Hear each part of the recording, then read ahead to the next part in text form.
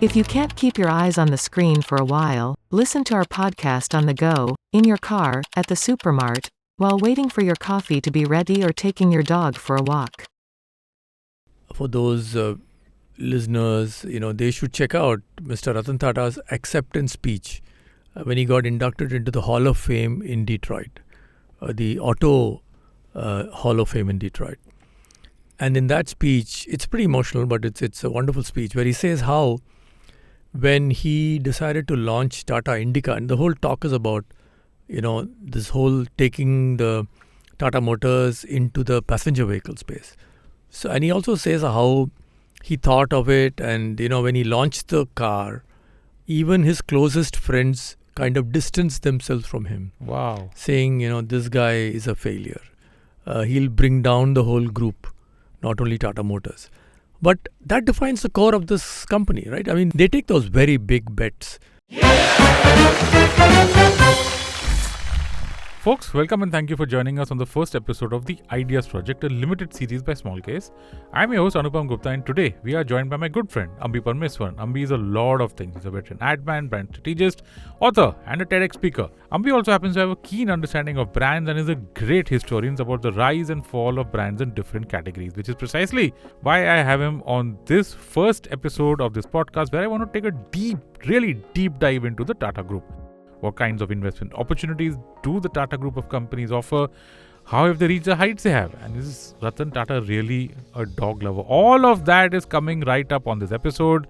Ambi, welcome to the show. Thank you for joining us. Thank you, Anupam, for inviting me onto your show. Topic that you really like, and a group that you admire, I'm sure. Absolutely. All right. Group which I have spent time working on, so I have deep emotional connection to the group. Let's start off with the size of the group, Ambi. How big is the Tata Group really? Two questions for you here. One is their size, like I just said, and second is if I had put money in TCS in 2004 when they did the IPO, what would that money be like now? Okay, so to give you a broad idea, and the listeners a broad idea, Tata Group can be traced back to 1868, when Jamshedji Tata set it up, and today there are 30 plus companies operating in 10 verticals across 100 countries, employing something like 800,000 people. 21, the turnover was about $103 billion. And depending on when you pick the date, market cap as of December 21 of all the listed Tata companies was about 314 billion. Wow, that's pretty big. It's an amazingly big company, 29 publicly listed company. I mean, that's amazing, right? But you asked a specific question about what would your money have become if you had invested it when TCS did the IPO. Interestingly, I was involved in doing some of the advertising for the IPO. Nice. For TCS, so it was a proud moment. So TCS shares at the issue price of 850 rupees at IPO in 2004. And this is what, N. Chandrasekharan was quoted in a conference talking about this. If you had invested in one TCS share at the issue price of 850 rupees in the IPO in 2004, the value that investment today in a period of 17 years would have become 28,000 rupees. Wow. A return of over 3,000% on your investment. Now, if you do a little bit of math, it's about 30% compounded annual return on your investment. I mean, nothing would have given that kind of return. So it's a large group, with diverse interests, and of course the diamond or the crown, the jewel on the crown is really TCS. Okay. So given this kind of return on TCS stock, at least, would you say that the Tata Group companies are, somewhat safe bet for investors? What do you think about that? It depends on what you call it. I'm not an investment expert, Anupam. I can only talk of broad trends, right? I mean, any company in any sector gets buffeted by macroeconomic changes, and Tata Group companies also get affected by the macroeconomic changes. Same thing true with commodity cycles. Companies get hit by commodity cycles. But keeping that aside, Tata Group companies are probably some of the best professionally managed companies in the country, and I would probably say that they probably give better market returns. And barring the commodity cycle or the various economic changes which happen, I would say they are pretty safe bets to park your money in. So I'm not an expert, but I'm just saying it from my little knowledge. Yeah. So what are the main ideas or themes you think, Ambi, that have led to the rise of the Tatas? And I think that a lot of it was geared towards this vision of India, and that's really paid off. Yeah, I think it all started with Mr. Jamshedji Tata, right? And today Tata Group defines its mission as to improve the quality of life of the communities we serve globally through long-term stockholder value creation based on leadership with trust. Sounds like a lot, but Jamshedji Tata had a very interesting philosophy. He said, look, serving the society is not a sub-function of the company. Serving the society is the core function of the company. And therefore, at his time, he thought of doing things which the country needed. At that time, he set up textile mills, right? The early Tata textile mills were set up in Nagpur. And he had the dream of setting up steel mill, to make steel in India. And the Britishers, people even laughed at him saying, look, I will eat every, gram of steel which is made by this, company. But unfortunately, he couldn't complete it. But his sons, Dorab and Ratan Tata, set up the Tata steel plant. In fact, he even pledged his jewels, family jewels, to pay salaries, right? Stuff like that. The company, believes in what is called trusteeship, which is why 65% of the Tata Sons, which is a holding company, shares are vested with two trusts, the Ratan Tata Trust and the Dorab Tata Trust, who were the two sons of Jamshedji Tata. And therefore, the whole company operates on a slightly different ethos, that serving society is not something you do on your holiday. Serving society is important, which is why they are very good employers. They look after their employees very well, look after their associates very well. And what Jamshedji Tata started was carried forward by, GRD. GRD had his own vision. He set up Air India, Tata Chemicals set up during his time, Tata Consultancy Services set up during his time, Tata Motors was set up during his time. And then Ratan Tata came and he got the company, into big globalization, acquiring big companies abroad, and more professionalization of the group. And he brought in corporate governance, right? What time, when should you retire? When should, directors retire? So those are things which, Ratan Tata brought in everything into the whole Tata round. The Tata identity was firmed up. And so, in a sense, Tata purpose is to serve community. And they serve the community by setting up companies which give products which are of value to customers, which give employment, and which give, I suppose, adequate shareholder returns. Got it. How have they made sure so many years? You said they started somewhere in the mid to late 1800s. How have they made sure to continue growing? It's a pretty long period. Yeah, I think one of the key things in the Tata Group, if you go back, is the ability to separate ownership from management. So right from the days of Jamshedji Tata and then later to GRD was a big delegator. He had, in fact, he probably went to the extreme of creating what they called quote-unquote satraps, who literally ran those companies as if it was their own. But it was separated, right? They were not owners of the company. They were all professional managers. So I think the idea of separating ownership from management has probably has paid off in a very, very good way for Tata Group. Of course, they've done a lot of other things, and we'll talk about it in the later part of this podcast. Ambi, now I come to the most interesting part of this episode. Tell us about your own experience working on the brand campaigns, the ad campaigns with the Tatas. I worked in an agency called FCB Ulka. Became FCB Ulka, and I was there for a long time. And during that period, I got a chance to work with multiple Tata Group companies, including, just to list them out, Tata Finance, Tata Motors, Tata Consultancy Services, Tata Chemicals, Tata Teleservices, Trent Star Bazaar, Tata Corporate, the multiplicity of clients I worked in the Tata Group. And going to Bombay House was almost second nature to him. You just get into the car and, tell my driver Bombay House, and, almost he automatically drops there. And so at one time I remember thinking that, I had a Tata client on every floor of Bombay House. ground floor was Tata Chemical, first floor was Tata Motors, second floor was someone else, third floor. So fourth floor, of course, was the group office. So I've worked across right from around 96 or so. I worked till around 2016. I was there, and I worked across all these multiple companies. Some of these brands we got. I mean, we had to pitch against other competing agencies. Mm-hmm. I remember I've written about this in one of my books. We got Tata Motors against a very intense pitch against some 13 or 14 agencies. Wow.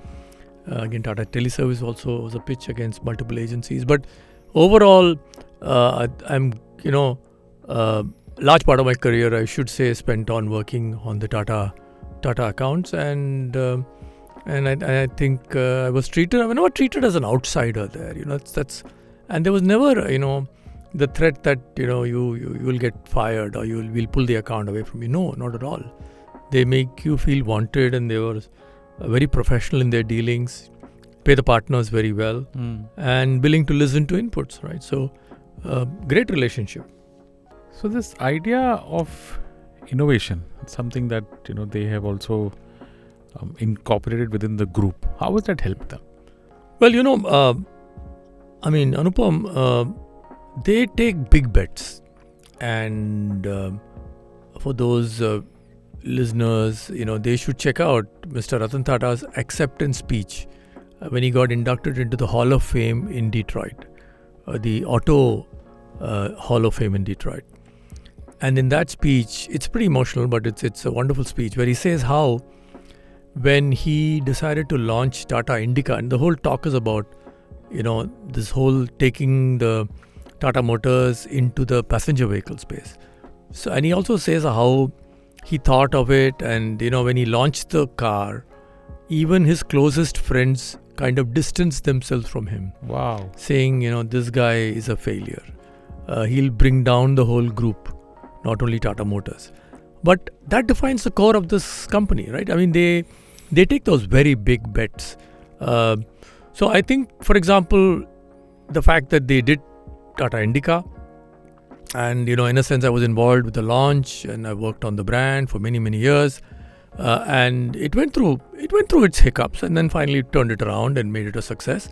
The fact that they took a big bet in a manufacturing sector, taking on global companies, taking on the might of whatever, the Hyundai and that time Daewoo, and of course Fiat and Ford. They took them on, and I sometimes wonder whether we need more such companies in India which can take on big sectors, right? Like automobiles, making automobiles against competition and manufacturing. So I think they take bets. They take very big bets, right? But not all of them pan off, right? Tata Teleservices, which also I worked on, didn't work out. Didn't pan out the way they would have liked. Of course, there were all kinds of regulatory interferences and changes and all that. And I think, at least speaking as an ad man, I think some of the campaigns we did for Tata Docomo was outstanding. But there were too many other issues, so they had to pull the plug. Look at the other thing. They went and bought Tetley Tea. Tata Tea was a smaller company than Tetley, and they bought Tetley, right? And it turned out to be a good bet. They bought JLR, Jaguar Land Rover. Again, outrageous kind of purchase, right? That panned out very well. And of course, Chorus, again, a very big acquisition. Some people say it worked out well. Now that the commodity cycle is changing, probably it's worked out all the well for them. So they have had a judicious balance between organic growth and inorganic growth. Some of them, they acquired good companies. Some they managed to build on their own. And the combination of those two. And I think they are also able to form partnerships, global partnerships with global companies, which I think also help them in the long run. So what advantages do you think that the Tata Group has as compared to their competitors? Any major advantages that the Tata Group has? Well, I think one, Tata Group is big, right? So the moment you say Tata Group, you're not talking of small money, right? You're talking of big bets, talking of very big stability. So one, Tata has deep pockets and they're willing to stay committed. Two, companies which may even be going through a tough time. And Tata Motors has gone through tough times, right? Including, I think, in 99 or 2000, they had record losses, which the highest loss recorded by any company in India was recorded by Tata Motors. But they managed to stay in the game and they managed to turn it around. Even Titan, which is celebrated as a phenomenal success, has gone through missteps, right? Their entire European adventure didn't pan out well and they had a lot of red ink in their balance sheet, but Tata stayed committed. So one is this, getting into a business, staying committed for the long term, right? And they do that. The other thing is the cadre of professional managers they have. I don't know whether you're aware of the TAS system, right? Though some of the best managers in their system come from TAS, right? Which is Tata Administrative Services. They recruit from the best business schools, they recruit from the best colleges, and they form a cadre of very, very good, talented managers whom the company can, give scope in terms of moving them into. So, as compared to the competitors, they have a very strong professional image. As a result, they're able to attract lateral talent, but they also have a very strong internal growth culture of people, right? Whether it is, TAS or other lateral hires, etc., etc. So there is a lot of talent in the company which they can deploy. I don't think any other group has that level of bench strength and depth, which the Tata Group has, and that's something which is very difficult to replicate. So, Ambi, earlier in the episode, you spoke about the different sectors that they're in and the market caps and all that. So, do you think that the Tata Group as such is India's best cross-sector bet? I think so, undoubtedly. I think, let me just list out, this is from their own website. Let's look at the companies, right? Sure. Tata Consultancy Services, IT. Tata Motors, automotive, commercial vehicles and passenger. Tata Steel, which is steel commodity. Tata Chemical, again, chemicals. Tata Consumer Products, which is, of course, tea, salt, and into pulses, etc. Titan, which is lifestyle, watches, jewelry. Tata Capital, which is, money. Tata Power, Indian Hotel. And then, of course, Tata Communication. Yeah. Tata Digital. Tata Electronics, two companies they've listed. And, of course, Air India. Yeah. Right, look at this. Look at the cross-sector diversity of this group, which is unmatched by any other group in this country and probably anywhere in the world. Yeah. Final question, Ambi. The future. What do you think the future holds for the Tata Group? I think, Mr. Tata's move, I think Tata Sons' move of inducting Chandra as the CEO was a master move, right? I mean, he's a thorough professional, comes after having run one of India's best companies in an outstanding way. And what he's doing, I think, is to give the group a new direction to fly in. So, of course, Air India has been acquired. That's one, which is part of legacy. Bring back an old legacy brand into the stable. But, the idea of new age company, creating a whole vertical called Tata Digital, where you acquire certain companies which add value, whether it is, 1MG or Big Basket, which have been rolled under that. They've launched a new app, which is Tata New, which is going to offer all different products and services, which from the Tata Group, and recently they also announced that they may open it up to other people to come onto the platform. So they are making big bets on this universal app. And they've got the wherewithal to stay there and build that thing. So I think we should also remember that while they do all this, they don't lose track of the social purpose for which they exist. So the Tata, the trusts are continuing to build hospitals, continuing to do things for the country.